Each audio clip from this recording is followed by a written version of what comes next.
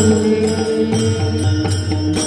यशोदा म्हटली लवकर सांग, आता वेळ होऊ लागलेला आहे, लवकर सांग. ते पण ती गवळण बोलू लागली. जात होते यमुने पानिया, वातीत भेटला सावला, दोईवल तोपी मैल पुछाची, खांदवली कांबला.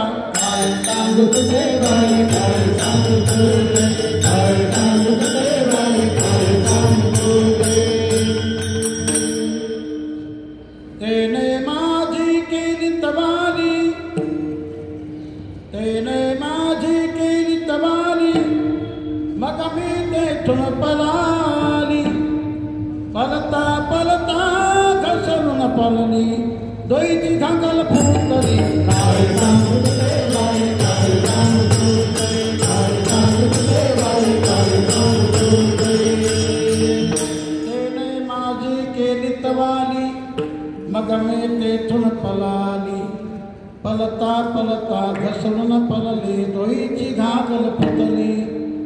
ही कोणती गवळण आहे? तर ही बोबडी गवळण आहे. नाही तर मलाच बोबडं समजाल बरं का. बोबड्या भाषेने ती यशोदीशी बोलत आहे.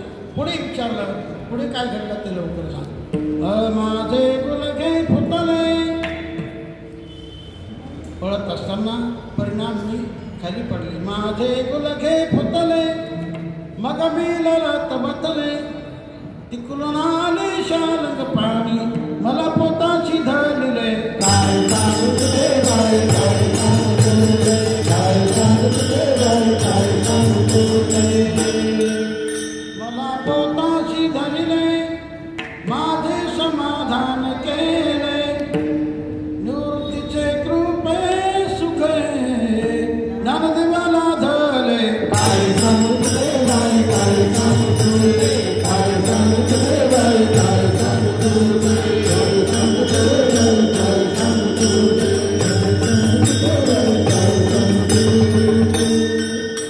असे बरेच गारांनी कहाणी पडले. अनेक गवळणी आपापली गारांनी मांडले.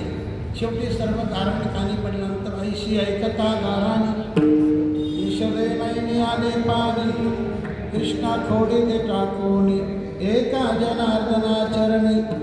तर हे कृष्णा तुझे फार गाराणे आहे आणि कशासाठी चोरी करतोस, काय होणे का करतोस ही चोरी, किती सांगू तुझं नाही कशी आहे. आपल्याकडे काही कमी आहे का? कमी आहे का? कमी असल्याने चोरी करावीच का? उलट मजुरी करावी, पण चोरी करू नये. चला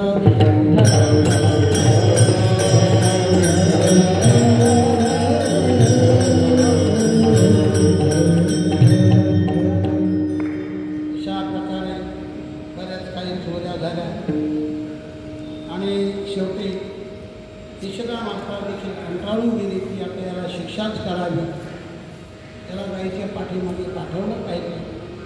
आणि म्हणून भगवंताला सांगण्यात आलं की उद्यापासून तुला रणामध्ये जावं लागेल. भगवंताने ते आईचे शब्द मान्य केले आणि भगवान म्हटले मी आता एकटा जाणार नाही, माझे मित्र घेऊन जाणार, तुमच्या गाई घेऊन जाणार. आणि मग भगवान सर्वांना भेटले, मित्रांना, आणि त्यांना काय सांगू लागले, तुम्ही गाया घेऊन